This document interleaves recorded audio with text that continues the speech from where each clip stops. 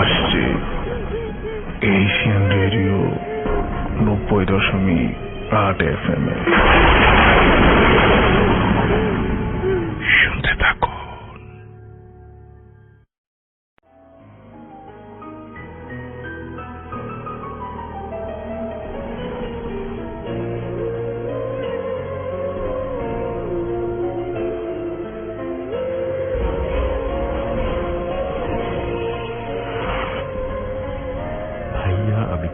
মাদ্রাসায় পড়তাম, তখন আমার সাথে একটি জিন জাতীয় কিছু একটা থাকতো। সে আমার মামার মতো, তার চেহারা। একথা আমি আমার মাকে বললাম। ঘটনাটি মা নানাকে বলল। তখন নানা একটু কবিরাজির মতো সে ধ্যানে বসে কিছু বড়বড় করে যেন বলল। কিছু বলতে পারছিলাম না। কিছুক্ষণ পর নানা ধ্যান থেকে উঠে বসে বলল, ও জিন জাতীয় জিনিসটি সে আমার সাথে থাকতে চায়। নানা বলছিল সে যেন চলে যাওয়ার জন্য। সে চলে যাবে না, সে আমার সাথেই থাকবে। যখন আমি ঘুমে থাকতাম, ঘুমের মধ্যে ঘরের ভেতরে কে কি করছে আমি সব দেখতে পাই।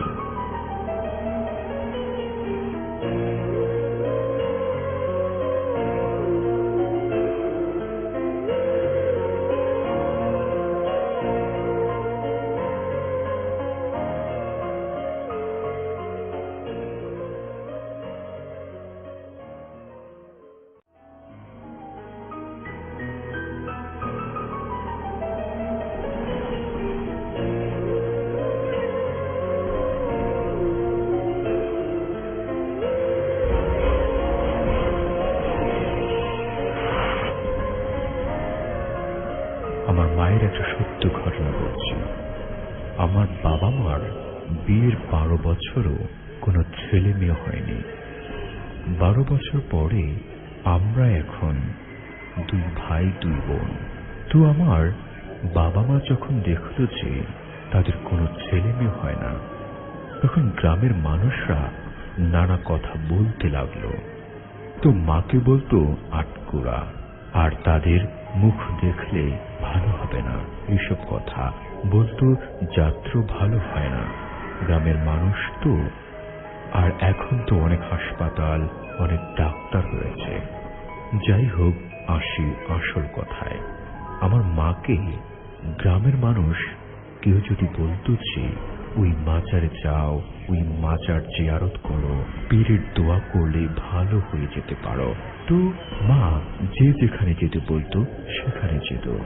আর এটা ওটা মানত করত, যেমন মোমবাতি, আগরবাতি, মুরগি, মোরগ, দুধ, ছাগল, এইসব দিয়ে আমার মাজারে দিয়ে আসতো। যাই হোক, আমার মা আমার বাবাকে এই কথাটা বলেছিল যে তুমি আরো একটি বিয়ে করো। কি করবে সে? আমার দাদা দাদি তারা মারা গেছে, আল্লাহ তাদের বেহেশতবাসী করুক। তারা প্রতিদিন বাবাকে বলতো তোর বউয়ের দোষ আছে, নাইলে এত বছরও তোদের কেন ছেলে মেয়ে হইল না। মাকে বলতো আটকুরা, বকাঝকাও করত। বাবা একদিন বাড়ি ছিল না। তো ঠিক ওই দিন আমার ছোট ফুপা আমাদের বাড়ি আসে বেড়াতে। তার সাথে তার এক ভাসুর, মানে ফুপুর জামাইয়ের ভাইয়ের বড় ছেলে। ফুপার জামাইয়ের বড় ভাই। তো ফুপার যে ভাসুর, সে আবার জিন চালান দেয়, জিন আনতেও পারে। তো যখন সে শুনল যে আমার মায়ের কোনো ছেলে মেয়ে হয় না, তো আমার দাদা দাদি ফুপা মাকে বলেছে ফুপার ভাসুরকে দিয়ে জিন চালান দেবে। মা বলে কেন? তারা বলে জিন চালান দিলে জিন বলতে পারবে তোমার ছেলে মেয়ে কেন হয় না, বা জিনের দোয়া নিতে পারলে তোমার কোনো দোষ থাকলেও ভালো হয়ে যাবে। তো মাকে বলে রাজি করল। তো মাঝরাতে জিন চালান দেবে। তো গ্রামে মাটির ঘর ছিল, হোগলা পাতা, পাটখড়ির বেড়া ছিল। তো ফুপুর ভাসুর ঘরের ভেতরে বসে মন্ত্র বা সূরা পড়া শুরু করলো। তখন মা, ফুপা, দাদা দাদি তারা ঘরের বারান্দায়। তো ওই লোকটা সূরা পড়তেছে একটার পর একটা। তো পড়তে পড়তে হঠাৎ মা, তারা সবাই শুনছে যে ঘরের পেছনে একটা নারিকেলের গাছ ছিল। ওই গাছের উপর বাতাসের মতো এসে অনেক বাতাস ঝড়ের মতো বসলো। তারা অনুভব করছে, আর বাতাসের গাছটা বাতাসে অনেক করতেছে, মানে গাছের ডালগুলা নড়ছে। কিছুক্ষণ পরে মা শুনতে পেল যে ফুপুর ভাসুর আরো জোরে জোরে আর দ্রুত তাড়াতাড়ি করে সূরা পড়তেছে। তার কিছুক্ষণ পর ঘরের বেড়া চাল যেন ভেঙে চুরে পড়ছে বাতাসে। মনে হচ্ছে মা, ফুপারা তারা ওগলার বেড়াটা ঠেলে ধরছে। তারপর মা শুনল যে ফুপার যে ভাসুর, তাকে কে যেন সালাম দিচ্ছে এবং তার কাছে ক্ষমা চাচ্ছে। এরকম ভাবে ক্ষমা চাচ্ছে যে, হুজুর আমাকে ক্ষমা করে দিবেন। অনেকক্ষণ সে ক্ষমা চাইল। কিছুক্ষণ পরে জিন আমার মায়ের নাম ধরে ডাক দিল, সেরিয়া বলে 3 বার ডাক দিল। মা বারান্দা থেকে বেড়ার ওপাশ থেকে মা তার সমস্যার কথা বলে, কিন্তু জিনের কথা শুধু মা শুনতে পাচ্ছে। জিন মাকে বলে যে, মা তুই নামাজ আর আল্লাহর নাম নিবি বলে মাকে বলে সামনে আসার জন্য। মা তো ভয়ে কাঁপছে। মা কাঁপতে কাঁপতে কোন রকম হোগলার বেড়ার ফাঁক দিয়ে কোন রকম মাথাটা বের করলো। আর তারপর মা শুনল একটার পর একটা সূরা পড়তেছে এত তাড়াতাড়ি যা মানুষের পক্ষে পড়া সম্ভব নয়। মা দেখল তার মাথায় অনেক ঠান্ডা বাতাস মাথায় এসে পড়ল, কিন্তু কাউকে সে দেখল না। আর একটা কথা জিন মাকে বলেছিল, আমি তোর সামনে আসব না, আমাকে দেখলে তুই ভয় পাবি, তাই তোরে দেখা দিলাম না। যাই হোক, যেটা বলছিলাম, মা দেখল এরকম ঠান্ডা বাতাস সে কখনোই অনুভব করেননি। তো মায়ের মাথায় 3টা ফু দিল জিন। তারপর মাকে বলে, আমাকে স্মরণ করিস। যাওয়ার সময় একই অবস্থায় জিন চলে গেল। 3 দিন ধরে সে একই ঠান্ডা ছিল। মায়ের সাথে জিনের কথা আর অনেকেই শুনতে পারে নাই। ফুপা, দাদা দাদি কেউই। তারপর এই যে বাবা মায়ের ঘরে আল্লাহর রহমতে আমাদের তাদের ঘরে পাঠিয়েছেন। এখন আমরা 2 ভাই 2 বোন। আমার বাবা মায়ের জন্য দোয়া করবেন।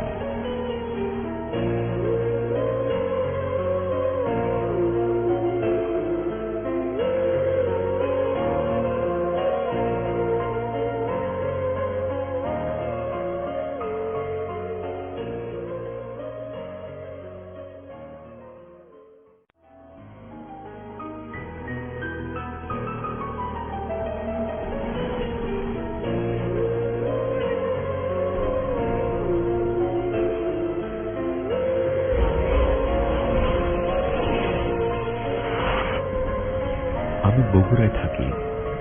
ঘটনাটি অনেক আগে। আমার বয়স তখন 10 বছর।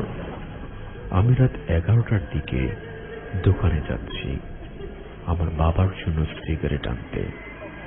যাবার পথে আমার বাড়ির পেছনে একটি মাঠ ছিল। মাঠটির নাম হলো কালামিয়ার মাঠ। মাঠটি ছিল খুব ভয়ঙ্কর। আমরা দিনের বেলা ওখানে খেলা করতাম, কিন্তু সন্ধ্যেবেলায় আজান দেওয়ার আগেই আমরা বাড়ি ফিরে আসতাম। সেদিন রাতে ওই মাঠের পাশ দিয়ে দোকানে যাচ্ছি। যাবার সময় দেখি মাঠের ভেতরে একটি আম গাছের গোড়ায় বসে সাদা কাপড় পরা এক বুড়ি মানুষ কান্না করছে।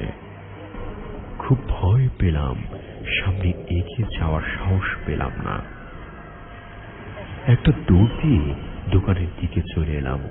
দোকানদার কাকাকে সব বললাম, কিন্তু দোকানদার কাকাও দোকান রেখে আমাকে এগিয়ে দেওয়ার জন্য আসতে পারল না। অবশেষে নিজেই আসার জন্য উদ্যোগ নিলাম। আস্তে আস্তে হাঁটতে লাগলাম। মাঠের কাছাকাছি যখন আসলাম তখন দৌড় দেওয়ার চিন্তা ভাবনা করলাম, কিন্তু পরে আর দৌড় না দিয়ে সাহস করে আস্তে আস্তে হাঁটতে লাগলাম। মাঠের দিকে অনেক সাহস করে তাকালাম। তাকিয়ে দেখি বুড়িটি আর নেই। তখন মনে মনে একটু সাহস পেলাম, কিন্তু কিছুক্ষণের মধ্যেই সাহসটি আমারও আরো বেশি ভয়ে পরিণত হলো। গাছটির উপরে তাকিয়ে দেখি একটা কুকুর গাছের উপর ঝুলছে আর ধোল খাচ্ছে। আমি আর এক মুহূর্ত ওখানে থাকার সাহস করতে পারলাম না, কারণ কুকুরটি আমাকে দেখে ফেলেছিল আর গাছের উপর থেকে এক লাফ দিয়ে আমাকে ধাওয়া করছিল। আমার কপালটা ভালো থাকার কারণে আমি বেঁচে গিয়েছি, কারণ মাঠের পাশেই বাড়িটি থাকার কারণে এক দৌড়ে বাড়ি পৌঁছাতে পেরেছি। তারপর থেকে আমি আর কখনো রাতে বাড়ি থেকে একা বাহিরে কোথাও যেতাম না। তবে এখন অনেক বড়, তাই আর কি একটু বাইরে যেতে হয়, বড় একা একাই।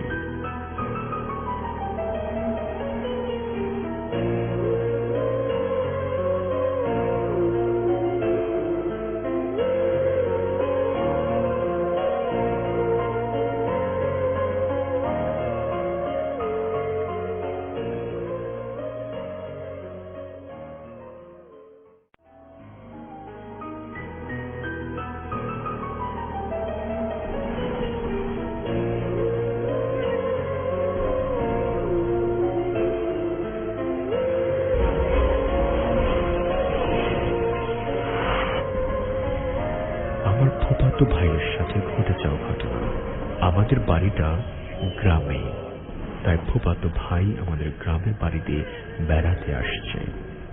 আর একটা কথা বলে নেই, আমাদের বাড়িটা আগে ছিল হিন্দু বাড়ি, পরে দাদা কিনে নিয়েছে। সে 2 দিন থাকার পর একদিন সে রাতে পুকুরে যায় হাত মুখ ধোয়ার জন্য। পুকুরটা ছিল জঙ্গলের পেছনে।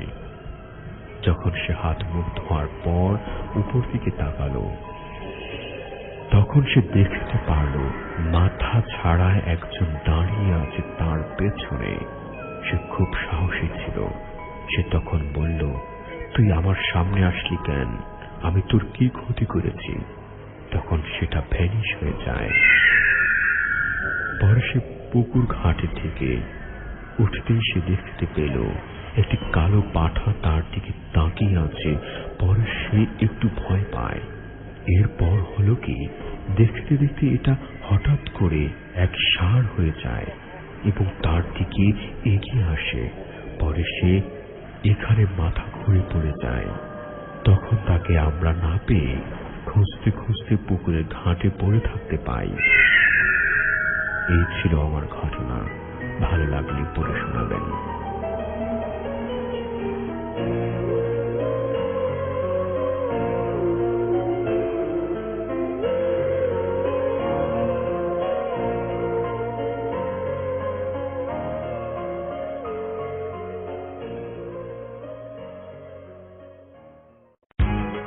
Asian Radio 90.8 FM.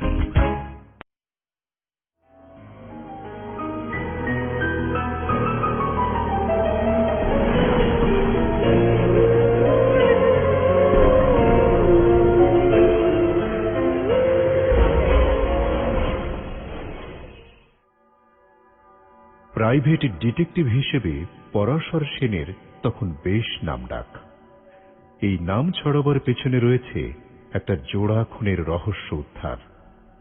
যেভাবে জীবনের ঝুঁকি নিয়ে পরাশর সেই দুর্ধর্ষ খুনিকে আবিষ্কার করেছিল, তাতে তাকে প্রশংসা না করে পারা যায় না। এই নিয়ে খবরের কাগজে খুব লেখালেখিও হয়েছিল একসময়। অবশ্য এমনিতে পরাশরকে দেখলে মনে হবে ছাপোষা মানুষ, যেন ভাজা মাছটাও উল্টে খেতে জানে না। কিন্তু ডিটেকটিভ হিসেবে তদন্তের কাজে ওর বুদ্ধি যেন ক্ষুরোধার হয়ে ওঠে। কোন পরিবেশে কোথায় কিভাবে টোপ ফেলে এগোতে হবে সে ব্যাপারে ওর জুড়ি মেলা ভার। গড়িয়ার কাছে বড় রাস্তার উপরই পরাশরের অফিস। অফিস মানে ছোট্ট একটা ঘর, বেশ সাজানো গোছানো। সেখানে হারু নামে একটা ছোকরা সারাদিন ঘর খুলে বসে কাটায়। প্রয়োজনে অপ্রয়োজনে ফাইফরমাস খাটে, চা ফা এনে দেয়। অফিসে কে এলো না এলো তা নোট করে রাখে। এছাড়া কখনো বা ব্যাংকে যাওয়া, পোস্ট অফিসে যাওয়া, কাউকে কোনো চিঠি দিয়ে আসা, এসব কাজই হারুকে করতে হয়। পরাশরকে গোয়েন্দাগিরির কাজে সারাক্ষণই ঘোরাঘুরি করতে হয়। যথাবিহিত সেদিনও ছুটোছুটির কাজ সেরে সন্ধ্যা নাগাদ পরাশর অফিস ঘরে এসে ঢুকল। ঢুকেই দেখল হারু একটা টুলের ওপর বসে ঝুমোচ্ছে।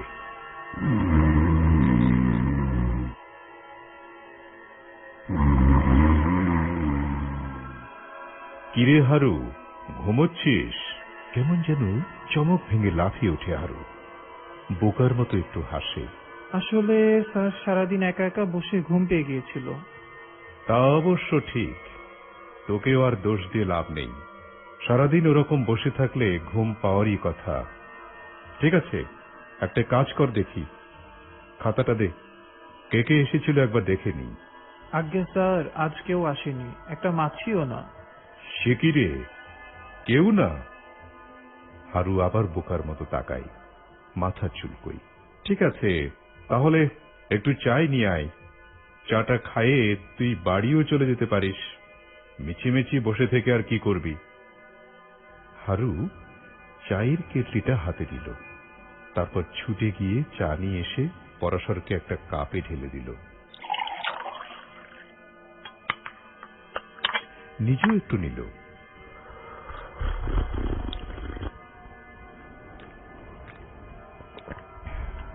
তারপর চা খাওয়া হয়ে গেলে বোকার মতো একটু হাসলো আবার।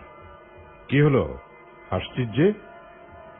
বললাম তো তুই যেতে পারিস, আমি বরং আরেকটু বসেই যাই। চাবিটা এখানে রেখে যা। হারু তাই করে, চাবিটা রেখে চলে গেল। পরাশর ঘড়ি দেখল, সবে 7টা, তার মানে এখনো সন্ধ্যায় বলা যেতে পারে। চেয়ারে হেলান দিয়ে পা দুটো সামনের দিকে টেনে লম্বা করে ছড়িয়ে বসে রইল খানিকক্ষণ।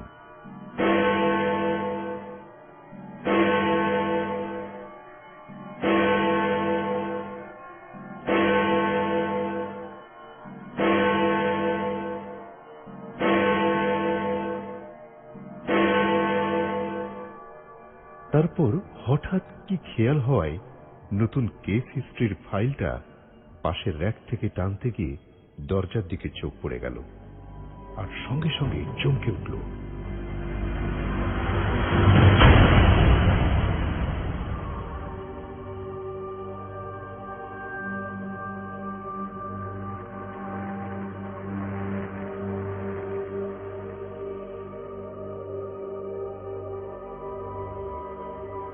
পর্দার ওপাশে কেউ একজন যেন দাঁড়িয়ে।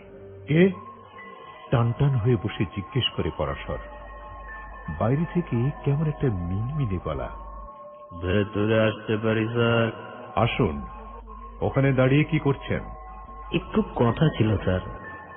পর্দা সরিয়ে লোকটা দরজার সামনে এসে দাঁড়ায়, কেমন যেন ইতস্তত ভাব। লোকটার আপাদমস্তক একবার ভালো করে দেখে নিল পরাশর। বছর 50 বয়স, পরনে ময়লা ধুতি, গায়ে কলার ছেঁড়া শার্ট, পায়ে ছেঁড়া ফাটা চপ্পল। কিন্তু এসব যেমন তেমন, লোকটার কপালের পাশে একটা টিউমার। ছোটখাটো একটা আপেল যেন ওখানে বসিয়ে রাখা হয়েছে, আর চোখ দুটো কেমন যেন নিয়ন। কি ব্যাপার, বসুন না, দাঁড়িয়ে রইলেন কেন? বসবার জন্য একটা চেয়ার দেখিয়ে দেয় পরাশর। লোকটা এগিয়ে এসে চেয়ারে বসে। কি কথা বলুন এবার। আগন্তুক ঘরের চারপাশে একবার চোখ বুলিয়ে নিল, তারপর পরাশরের দিকে সরাসরি তাকিয়ে বলল, একটা খুনের ঘটনা স্যার। খুনের ঘটনা মানে? পরশর কেমন সোজা হয়ে বসে। কোথায় খুন? কে খুন করলো? খুন করে বডিটাকে লুকিয়ে রাখা হয়েছে স্যার। পরশর কেমন বোকার মতো তাকায়, তারপর নোট করার জন্য ডায়েরি বুকটা টেনে নেয়। একটু খুলে বলুন দেখি, কোথায় খুন, কাকে? কেমন যেন উত্তেজনা বোধ করতে থাকে পরশর, অথচ লোকটা নির্বিকার। শীতল ভাবেই বলল, আপনি যদি বডিটা দেখতে চান স্যার, দেখাতে পারি, তবে খুনি কিন্তু বাড়ি ছেড়ে পালিয়ে যাওয়ার চেষ্টা করছে। তাই স্যার, এ সময়ে আপনাকে খবরটা দিতে এলাম। পরশর লোকটাকে আবার খুঁটিয়ে খুঁটিয়ে দেখল। লোকটার মাথায় কোনো গোলমাল নেই তো? কিন্তু না, তাও তো মনে হয় না। বলল, আচ্ছা দাঁড়ান, চা খাবেন? না স্যার, আমি চা খাই না। তাছাড়া স্যার, এদিকে যদি দেরি করেন, লোকটা কিন্তু পালিয়ে যাবে। আজ রাতে ট্রেনে ও বোম্বাই পালাবে বলে ঠিক করেছে। টিকেটও কাটা হয়ে গেছে ওর। পরশর বলল, কিন্তু ব্যাপারটা একটু খুলে বলবেন তো? ঘটনাটা কোথায় ঘটেছে? কে সে? ঠিকানা বলুন। বেশি দূরে নয় স্যার, এই গড়িয়াতেই, খালের ধারে একটা বহুকালের পুরনো বাড়িতে। ঠিকানা বলল লোকটা। পরশর চটপটটা লিখে নিল।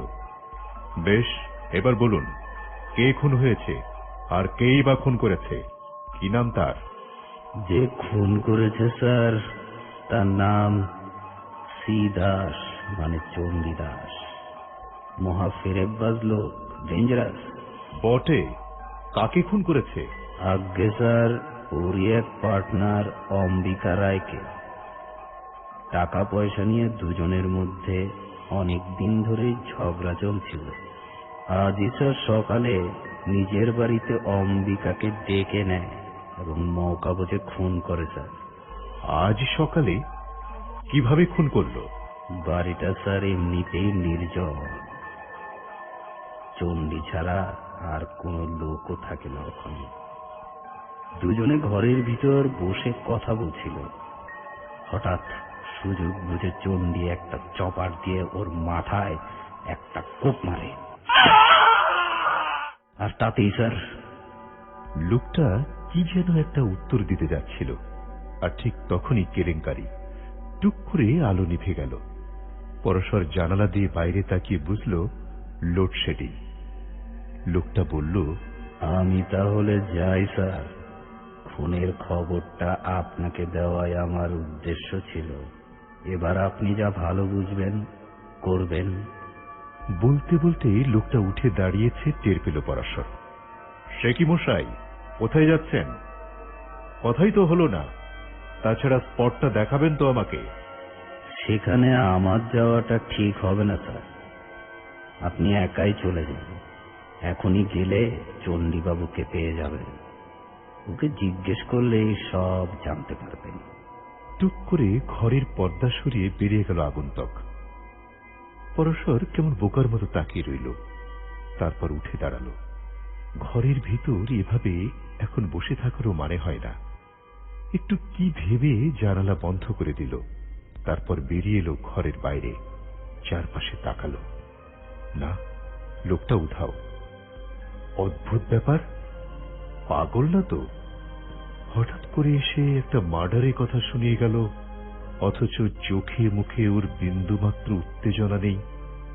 নাকি আমাকে খানিকটা হ্যারাস করার জন্য এই ব্যাপারটা করে গেল, কে জানে। আবার ভাবল, না, একেবারে উড়িয়ে দেয়া যায় না। রাত তো এখন সবে 7:30। দেখাই যাক না চণ্ডীবাবু নামে কাউকে পাওয়া যায় কি না।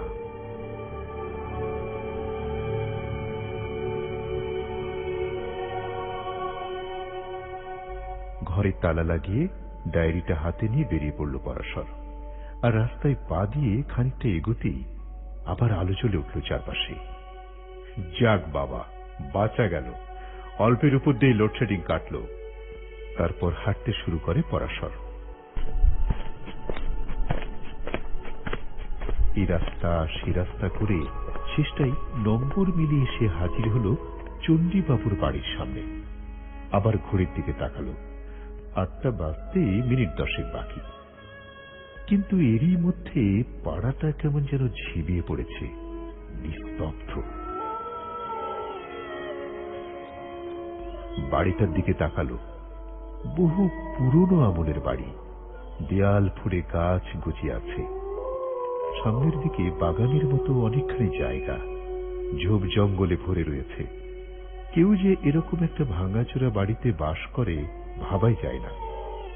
পরশর দেখল বাড়ির সব কটা দরজা জানালায় বন্ধ, তবে পাশের দিকে একটা ঘরে যে আলো জ্বলছে সেটাও বোঝা যাচ্ছে। ধীরে ধীরে এগিয়ে গিয়ে কলিং বেল টিপল পরশর। আর কিছুক্ষণের মধ্যেই দরজা খুলে গেল। কে? পরশর দেখল মধ্যবয়সী একজন লোক, পরনে প্যান্ট শার্ট, পায়ে শু, একটু যেন ব্যস্ত সমস্ত ভাব। আমি একটু চণ্ডীবাবুর সঙ্গে কথা বলতে চাই। বলুন, কি দরকার?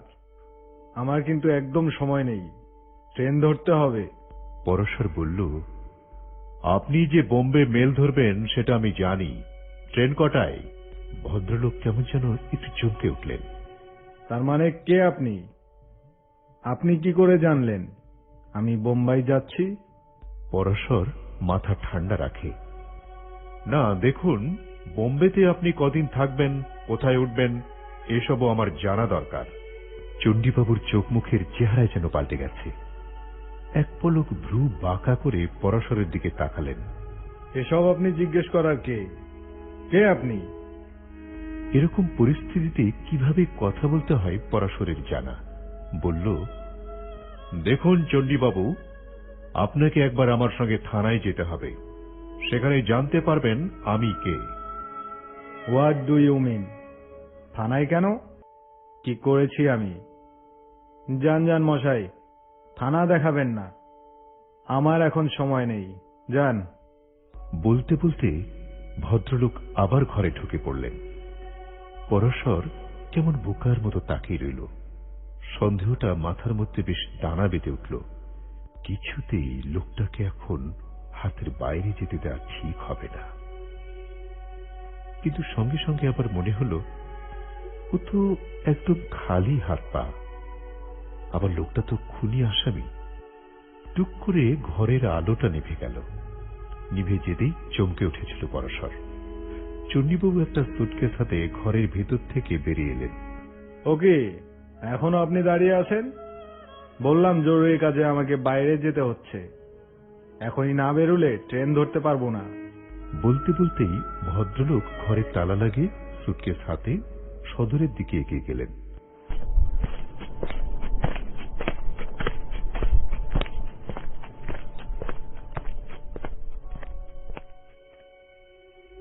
পরশর কি করবে বুঝতে পারে না।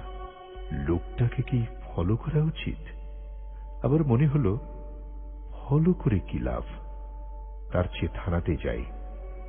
থানাকেই ব্যাপারটা আগে জানানো দরকার। হঠাৎ পেছন থেকে কার একটা গলার আওয়াজ।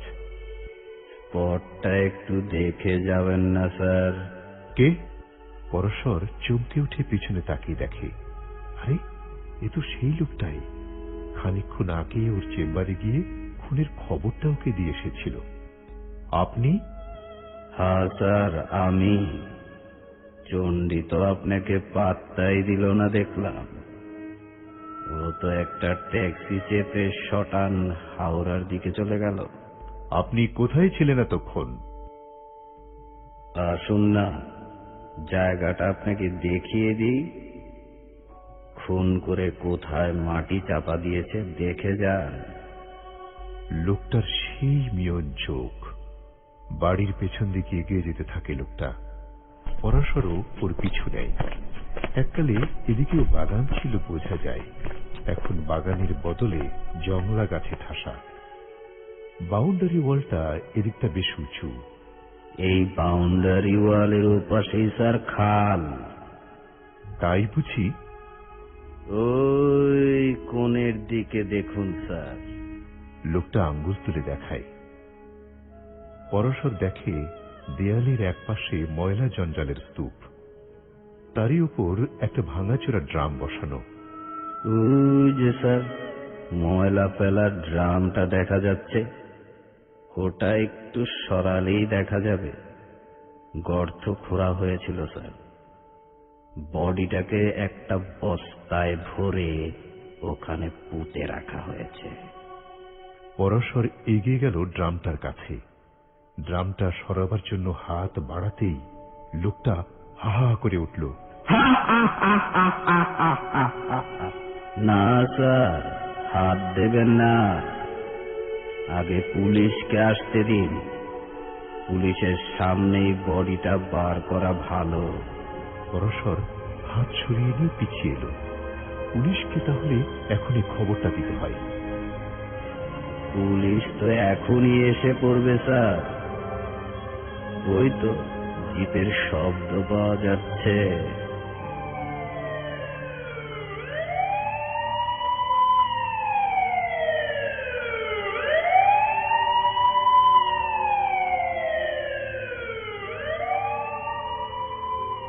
সত্যি একটা পুলিশ ভ্যানই এগিয়ে আসছে। আশ্চর্য, পুলিশও জেনে গেছে তাহলে। কিছুক্ষণের মধ্যেই গাড়িটা এসে গেটের সামনে দাঁড়ালো। ভ্যান থেকে নেমে এলেন ওসি। এই যে পরশর বাবু, কি ব্যাপার, তলব করেছেন কেন? পরশর একটু অবাক হয়। তলব করেছি? কই, আমি না তো। তবে আপনারা এসে পড়ে খুব ভালো হয়েছে। সে কি মশাই, খানিকক্ষণ আগে তাহলে কে ফোন করলো আমাদের? খুব জরুরি দরকার, আপনি অপেক্ষা করছেন, ফোর্স নিয়ে এখনই এই ঠিকানায় চলে আসতে বলেছেন আপনি। কেমন রহস্যময় লাগে পরশরের, কিন্তু তখন আর ওসব কচকচি বাড়ি লাভ নেই। বলল, এ বাড়িতে ভীষণ একটা গোলমেলে ব্যাপার ঘটে গেছে।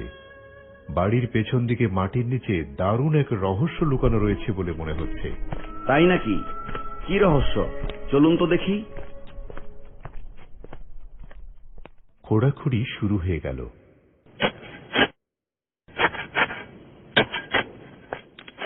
ড্রামটা সরিয়ে খানিকটা মাটি খুঁড়তেই বেরিয়ে পড়ল বস্তাবন্দি একটা মৃতদেহ।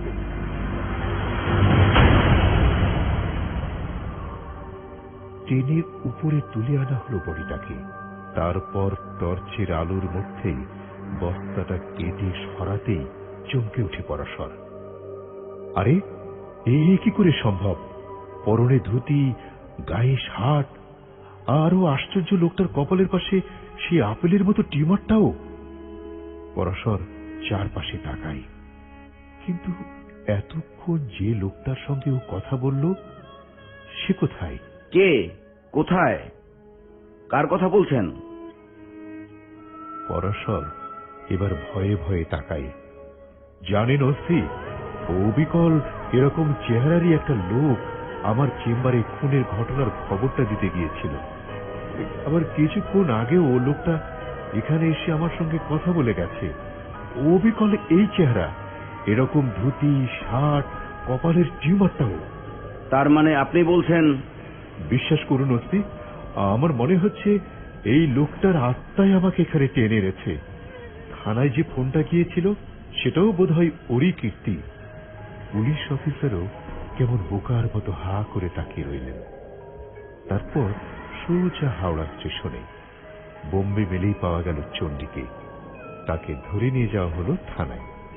পুলিশের কাছে চণ্ডী স্বীকার করল বন্ধুকে সেই হত্যা করেছে।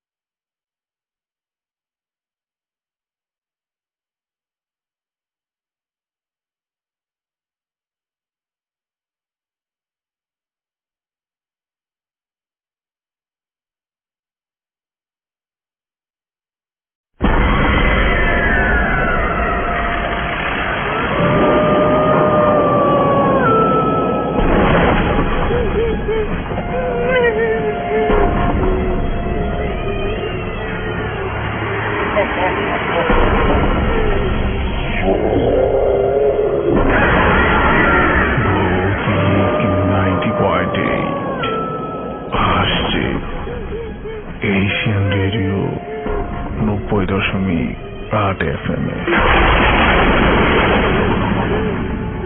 শুনতে থাকুন।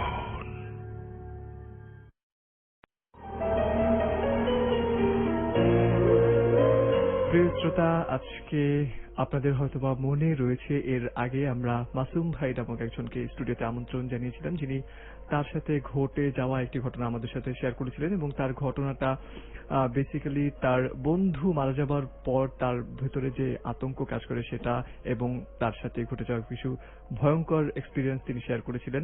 এবং পরবর্তীতে আমরা আজকে তাকে আমন্ত্রণ জানিয়েছি তার বাবাকে নিয়ে একটি ঘটে যাওয়া ঘটনা। আমরা সেই ঘটনাতে যাব। নাসুম ভাই, আপনি কেমন আছেন? ভালো আছি, আপনি ভালো?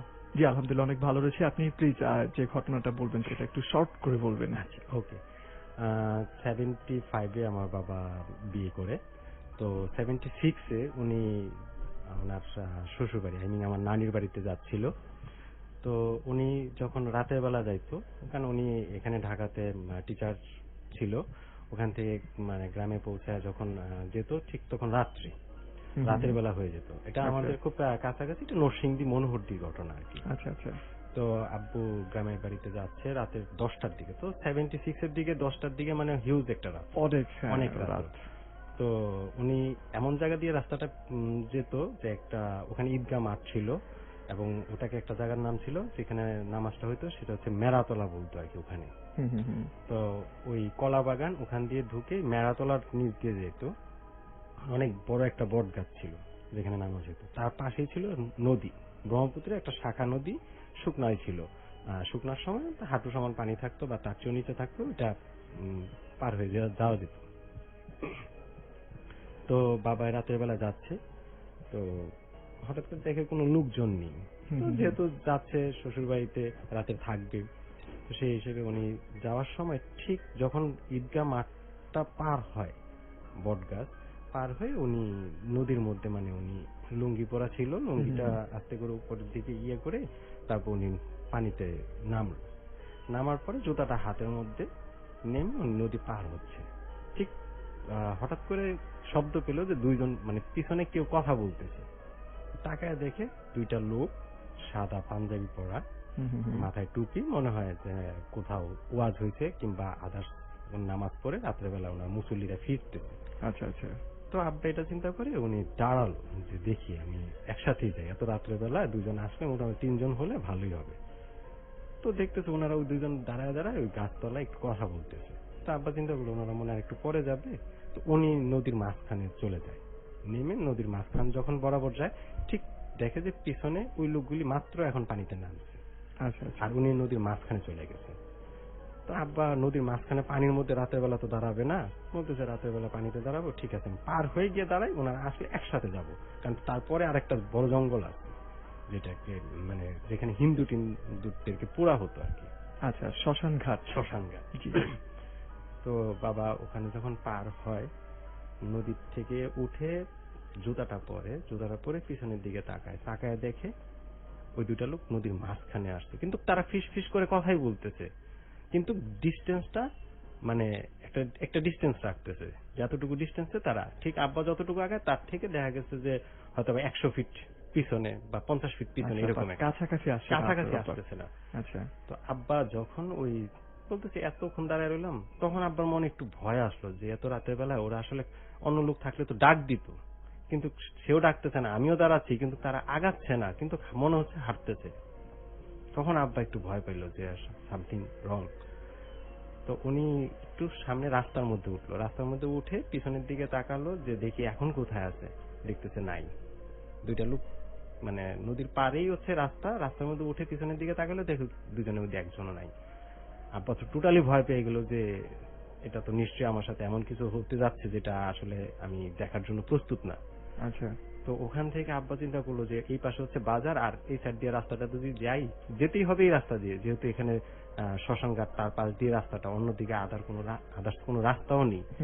তখন আব্বা চিন্তা করলো যে বাজারে দেখি কেউ আছে কিনা। বাজারে আসার পরে দেখলো যে কেউই নেই, এত রাতের বেলা 10:30 11:30 বাজে, কেউই নেই বাজারের মধ্যে, সবাই চলে গেছে। তো আব্বা সকল কিছু করেছে, যেতে যেতে হবে, এখন ব্যাকও করতে পারবো না, সামনের দিকে গেলেও একটা জঙ্গল, আর পিছনে গেলে সেই নদীটা আমার পার হতে হবে, আর নদীর মধ্যে যদি কিছু হয় তাহলে আমাকে বাঁচানোর মতো কেউ থাকবে না। তো আব্বা ওই জঙ্গলটা পার হতে যায়, ঠিক এই মুহূর্তে দেখে একটা গরু, কালো এক কালারের একটা গরু সে সামনে দিয়ে ক্রস করলো। আব্বা যখনই মানে এই ব্যাপারটা দেখলো, মানে নিজের চোখকে বিশ্বাস করতে পারলো না। আর যাই হোক সুরা পরে উনি সামনের দিকে আগাচ্ছে, দেখতেছি পিছন থেকে একটা ঘোড়া দৌড়ে আসতেছে। আচ্ছা, মানে সাদা কালারের একটা ঘোড়া, সে দৌড়ে আসতে প্রচন্ড বেগে দৌড়ে আসতেছে, মনে হচ্ছে যে বাবাকে উড়ায় নিয়ে হয়তো জঙ্গলের মধ্যে ফালাই দিবে। আচ্ছা আচ্ছা। তো আব্বা ওই অবস্থাতেই চোখ বন্ধ করে একটা দৌড় দিল, যে ঘোড়াও দৌড়াচ্ছে বাবাও দৌড়াচ্ছে, কিন্তু বাবাকে মানে টাচ করতে পারতেছে না। আচ্ছা, হয়তোবা যে স্পিডে আসছিল ঘোড়াটা ফেলার কথা, হ্যাঁ ছুঁড়ে ফেলার কথা, কিন্তু বাবাকে ধরতেছে না। আচ্ছা, হঠাৎ করে দেখলো বাবার সামনে দিয়ে ঘোড়াটা দৌড়াচ্ছে।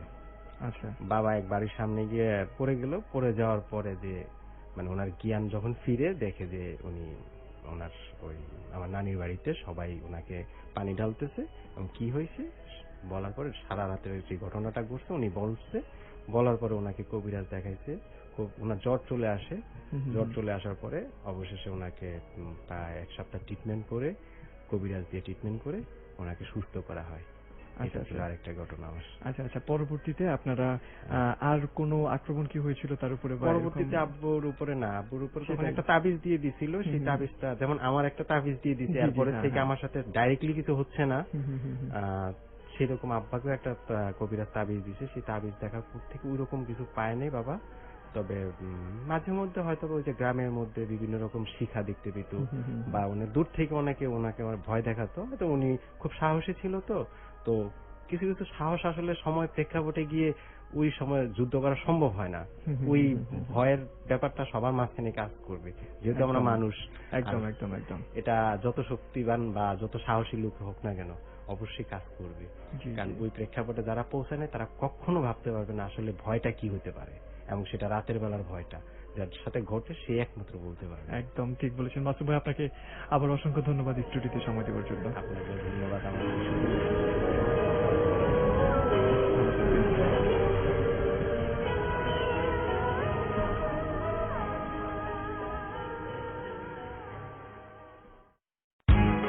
Asian Radio 90.8 FM